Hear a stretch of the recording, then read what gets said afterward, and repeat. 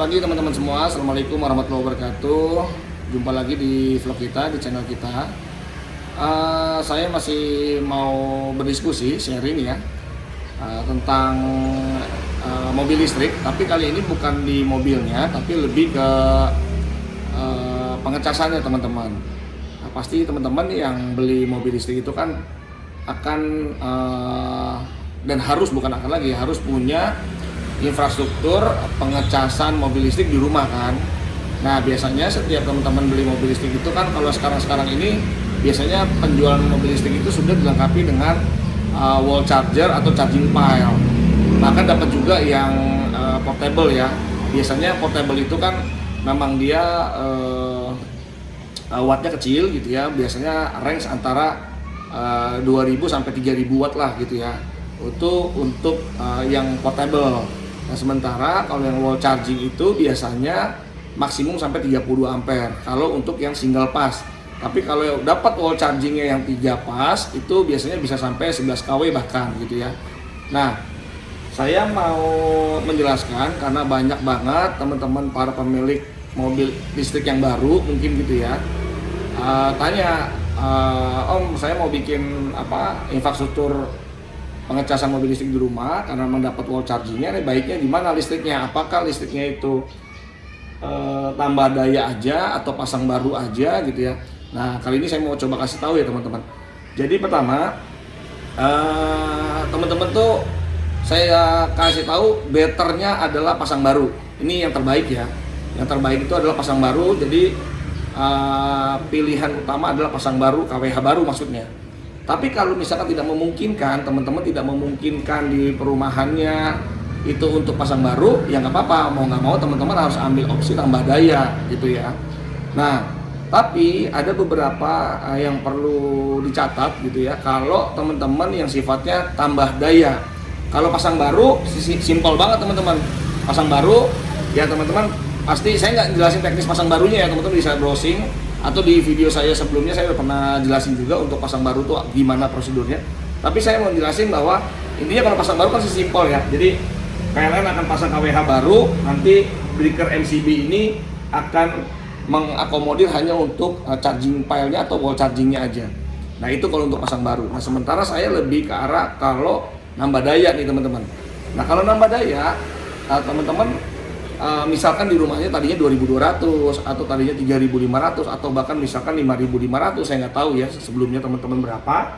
Nah teman-teman tidak segampang kalau pasang baru gitu. Jadi misalkan teman-teman di rumah tadi 3500. Nah biasanya di perumahan itu gitu ya, itu selalu kan teman-teman tahu ya infrastruktur. Kalau KWH meter itu kan kalau di rumah ada KWH meter seperti ini yang di luar rumah, sama ada papan hubung bagi ya, PHB biasanya orang ngomong gitu. Jadi ada kayak MCB di belakang rumahnya, di dalam rumah, maksudnya di dalam rumah. Jadi KWH meternya di sini, tapi ada pembagian MCB-nya itu di belakang si KWH meter ini. Biasanya dia ada di dalam rumah.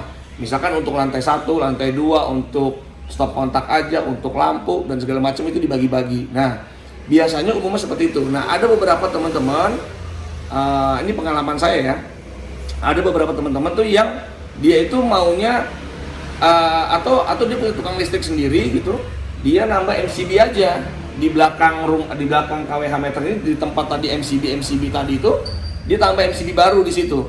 Mentang-mentang dia tambah daya, misalkan tadi 3500, setelah itu dia naikin ke 11.000 misalkan, atau ke 7.700 atau berapapun dia naik gitu. Itu dia hanya tinggal tambah MCB aja karena dia tahu MCB-nya si wall chargernya ini misalkan kebutuhannya adalah 32 ampere, dia tinggal beli MCB yang 40 ampere atau yang 32 ampere. Nah, dia tinggal pasang di belakang KWH meter ini. Jadi digabungin sama MCB yang lama di belakang KWH ini yang posisi di dalam rumah. Nah, sebenarnya ini yang bahaya teman-teman. Kenapa? Karena teman-teman harus tahu bahwa dari KWH meter ini menuju ke box MCB tadi gitu ya, yang di dalam itu kan pakai kabel existing ya. Nah kabel existing itu Karena teman-teman dulu mungkin di perumahannya standarisasi perumahan ini pakai 2.200 atau 3.500. Biasanya si kontraktor yang pembuat rumah ini itu naikin satu tingkat aja. Misalkan kalau pakai 3.500 itu paling pakai kabel cuman 2,5 mili cukup. Tapi si kontraktor itu udah naikin aja jadi 4 mili. 4 mili juga kita nggak tahu apakah 4 milinya banci tanda kutip ya, atau brand bagus yang benar-benar 4 mili gitu ya. Nah, berarti teman-teman tahu bahwa jangan-jangan infrastruktur rumah kita ini dibuat dengan kabel yang cuma 4 mili. Sementara karena teman-teman naik kebutuhannya MCB utama ditambah daya jadi 11.000 misalkan. Nah, teman-teman harusnya diikuti dengan infrastruktur dari MCB sini, dari KWH meter depan ke dalam yang ditanam di dalam tembok itu juga harus dirubah juga. Kenapa? Karena udah nggak support kabel yang 4 mili tadinya existing buat kebutuhan mobil listrik aja. Ini kita ngomong buat mobil listrik aja ya. Mobil listrik kalau 32 ampere itu butuh minimum 6 mili. Minimum 6 mili karena 32 ampere itu paling tidak harus 6 mili teman-teman. Nah sekarang bayangin kalau yang existing, yang lama ya, kabel yang lama yang udah digelar dalam tembok bahkan gitu ya, menembus tembok itu sebelumnya cuma pakai kabel 4 mili. Nah karena cuma pakai kabel 4 mili otomatis kan ya udah nggak sesuai spek kan. Nah tambah-tambah ada AC, ada apa segala macam gitu ya. Nah tambah-tambah teman-teman tambahin MCB yang diinstal sama orang yang nggak paham, ditambahin aja Pak MCB di dalam rumah yang 32 ampere, dari situ baru tarik ke wall charger. Nah ini salah teman-teman. Waktu instalasi wall chargernya benar pakai kabel 6 mili. Ada wall charger di sana diinstal menuju ke dalam, dipasang MCB 40 ampere, benar pakai kabel 6 mili. Karena orangnya mungkin tahu, oh iya kabelnya 6 mili nih. Kebanyakan ini yang terjadi teman-teman. Jadi si instalasi orang vendornya si mobil listrik ini, dia ngerjain sebatas ngerjain aja. Charger dipasang, karena standarisasi harus pakai kabel 6 mili, dia tahu pasang 6 mili. Mana Pak MCB-nya? Tuh taruh di dalam situ. Dipasang 40 ampere, setelah itu dipasang Pak kabelnya benar 6 mili, tetapi kan infrastruktur yang lama masih 4 mili. Nah itu nggak dirubah, nah itu berpotensial pasti panas, kebakaran mungkin, karena nggak bakal kuat teman-teman. Nah ini yang harus teman-teman ketahui, bahwa kalau yang tambah daya itu jangan sekali-sekali naruh MCB-nya itu di dalam rumah. Kan ada orang soalnya pengennya rapi kan, saya maunya gabung aja di situ biar rapi, saya nggak mau lagi ada bok-bok. Itu malah bahaya teman-teman, karena tadi dia harus menghitung existing kabel yang dia waktu gelar dalam tembok ini menuju ke belakang ke tempat kumpulnya MCB itu dia pakai berapa yang utamanya. Kalau pakai 4 mili ya nggak bisa teman-teman, harus di atas 6 mili, paling nggak 10 mili. Apalagi tadi 6 mili aja hanya untuk kebutuhan mobil listrik. Rencana mau digabung sama rumah kan, gabung sama AC rumah, mesin cuci segala macamnya. Jadi paling nggak harus di atas 10 mili, di atas 6 mili, paling tidak 10 mili lah kalau mau digabung dan harus dirubah. Tapi saran saya, walaupun teman-teman ini nggak pasang baru tapi tambah daya, saran saya seperti ini, anggap aja ini saya tambah daya ya, saya anggap ini tambah daya gitu ya, biar gampang menganalogikannya. Jadi walaupun teman-teman ini tambah daya, anggap ini saya KWH existing, saya tambah daya kan udah ada kabel sebelumnya ke dalam. Nah saya nggak utak-atik yang ke dalam. Jadi teman-teman jangan pasang MCB baru yang khusus untuk mobil chargingnya itu jangan yang pakai dari dalam. Tapi teman-teman pasang lagi box kecil, atau misalkan mau seperti ini juga boleh, ini socket box, tapi box kecil khusus untuk MCB-nya si mobil listrik. Ngambilnya dari mana kalau begitu Om? Ngambilnya langsung dari MCB-nya. Jadi waktu orang datang, PLN datang, itu teman-teman sudah bilang, Pak tolong saya punya kabel, nih kabel dari box ya, anggap ini seperti ini boxnya, kita anggap aja box yang khusus buat mobil listrik ini yang udah dilengkapi dengan MCB, syukur-syukur udah ada RCBO-nya ya. Nah itu kan pasti ujungnya kan ada 2 kabel. Nah 2 kabelnya itu langsung dari MCB aja Pak, tolong digabungin. Berarti kan di MCB ini yang existing sudah ada 2 kabel yang menuju ke dalam, disambung lagi, diparalel lagi sama 2 kabel yang baru menuju ke socket box. Jadi harusnya seperti itu teman-teman. Jadi jangan ngambil dari yang menuju di dalam, jangan dari yang box dalam, tapi langsung aja minta dari MCB-nya langsung. Jadi di MCB itu seolah-olah ada 2 kabel lah, satu untuk ke dalam, kita nggak rubah-rubah, satu lagi ambil khusus untuk mobil listrik. Jadi seperti itu teman-teman, tolong request sama PLN-nya seperti itu. Karena, nah ini juga penting juga nih. Jadi kadang teman-teman itu ada yang misalkan kan beli mobil listrik kan nunggu vendor yang masangin katanya gitu kan, vendor yang akan pasangin wall chargernya. Terus mungkin wall charger udah disiapin NCB-nya deh, misalkan anggap aja begitu, teman-teman udah disiapin NCB-nya sama si vendornya. Nah, tetapi kan pasti kan teman-teman juga tahu, oh saya harus nambah daya nih, karena atau pasang baru nih, karena saya PLN pasti akan karena rumah saya nggak bakal cukup kan dengan 32 ampere tadi, teman-teman pasti mau nambah daya atau misalkan mau pasang baru. Nah, terus saya harap teman-teman harus kejar pihak vendornya dulu untuk pasang wall chargernya dulu gitu. Walaupun ini teman-teman PLN itu belakangan, justru begitu teman-teman lebih baik. Jadi wall chargernya itu dipasang dulu baru PLN. Karena kenapa? Kalau sampai teman-teman wall chargernya belum dipasang tapi PLN-nya udah datang duluan, teman-teman udah request lewat PLN Mobile atau misalkan datang ke kantor PLN sendiri, jangan-jangan 1 hari 2 hari udah datang tuh untuk masang. Saat PLN pasang KWH baru, mereka langsung pasang aja, Pak udah ya Pak kita pasang ya. Oh iya Pak udah, nanti soalnya wall chargernya belum. Nah itu langsung disegel sama PLN teman-teman. Ini tuh langsung disegel. Nah saat orang vendor mobil listrik itu datang, dia pasang, Pak saya mau connect ke sini. Wah ini harus undang orang PLN lagi Pak, karena bukan hak kita ini untuk buka segel ini.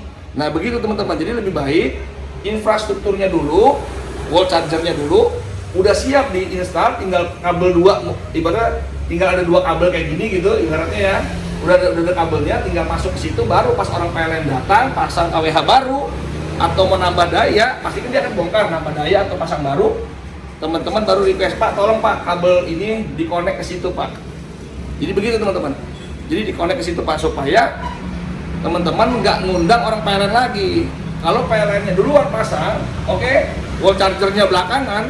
Pas teman-teman nanti orang wall chargernya masang, vendor pasang, Pak, ini kita mau connect ke situ, tapi harus undang orang PLN Pak, karena itu bukan hak kita gitu. Nah begitu teman-teman ya. Nah atau sebenarnya bisa diakalin teman-teman, bisa diakalin kalau teman-teman pengen paralel supaya PLN juga siapa duluan misalkan gitu ya, walaupun PLN juga datang duluan, teman-teman harus siapin kabel paling tidak 3 kali 6 mili. Bisa juga teman-teman akalin begitu. Jadi teman-teman siapin pas KWH datang, teman-teman udah siap kabel. Teman-teman udah beli kabel, kabelnya itu ukuran panjangnya tergantung teman-teman, tergantung misalkan KWH di sini saya mau taruh nanti wall chargernya misalkan di mana gitu, diukur aja meterannya dulu. Tapi kalau cuma sebelahan doang ya berarti paling 1 meter 2 meter juga cukup. Nah teman-teman harus beli dulu kabel, modal dulu nih beli kabel 3 kali 6 mili supaya pas PLN datang minta tolong disambungin, Pak tolong sambungin Pak, karena wall chargernya belum ada. Ini saya udah siapin kabel, Bapak tolong sambungin dari sini, udah digantung aja, disolasi dulu. Digantung, disolasi dulu teman-teman. Nah harapannya apa? Saat nanti wall charger dipasang, orang vendor datang, itu udah nggak perlu lagi buka-buka segel, tinggal Pak, ini kabel udah disiapin, Bapak tinggal naikin aja MCB-nya. Ini sekarang disolasi dulu, nah Bapak tinggal connect aja nanti ke wall charger Bapak. Nah begitu teman-teman, jadi itu langkah tipsnya ya. Mau pasang baru atau mau nambah daya, kalau mau teman-teman siapin kabelnya dulu 3 kali 6, it's okay, itu paling bagus. Tapi kalau enggak pun ya udah lebih baik kejar si vendornya dulu untuk pasang, supaya jangan sampai keduluan orang PLN yang pasang. Kalau PLN yang pasang udah disegel, udah pas datang dia minta buka lagi segelnya, mengundang lagi teman-teman orang PLN untuk datang. Jadi begitu teman-teman ya, itu tipsnya. Jadi sebenarnya saya masih banyak yang saya harus saya harus jelasin gitu ya. Tapi terutama tadi ya, safety tadi, bahwa teman-teman kalau bisa jangan untuk mobil listrik jangan lewat kalau yang sifatnya nambah daya ya, nambah daya jangan lewat box MCB yang ada di dalam. Jadi jangan diutak-atik, dalam udah biarin aja, karena itu udah dihitung kebutuhannya dan udah nggak ada masalah kan selama ini teman-teman kan. Jadi kabel yang ditanam pada dalam itu walaupun cuma 4 mili, 2,5 mili, udah nggak usah diutak-atik. Nah bagaimana tadi untuk kebutuhan yang mobil listrik ya, tinggal suruh beli kabel tadi, kabel 6 mili tadi digabung di sini. Nah digabung, dikeluarin dulu aja, ibaratnya gitulah. Jadi bukan berarti ada beberapa yang lain soalnya Om, kalau rumah saya infrastrukturnya udah dibangun dengan 5.500, apa bisa kalau saya 11.000? Ya ini jawabannya, jadi dilangsungin aja ke MCB sininya, jadi bukan ngambil dari dalam. Kalau digabung MCB yang apa, yang untuk mobil listrik ditaruh di dalam, itu malah jadi nggak benar. Karena infrastruktur sebelumnya nggak diperuntukkan untuk kabel yang sebesar itu. Oke gitu teman-teman ya, ini biar nggak kepanjangan videonya, hanya untuk membahas ini aja. Abis ini saya akan membahas masalah grounding ya. Banyak teman-teman yang ngecas portable-nya nggak bisa gitu, bahkan nggak bisa ngecas di rumah. Saya akan jelasin bagaimana sih buat grounding yang sederhana aja gitu ya teman-teman. Oke, sekian dulu vlog kita, sampai ketemu lagi di vlog kita berikutnya. Assalamualaikum warahmatullahi wabarakatuh, bye.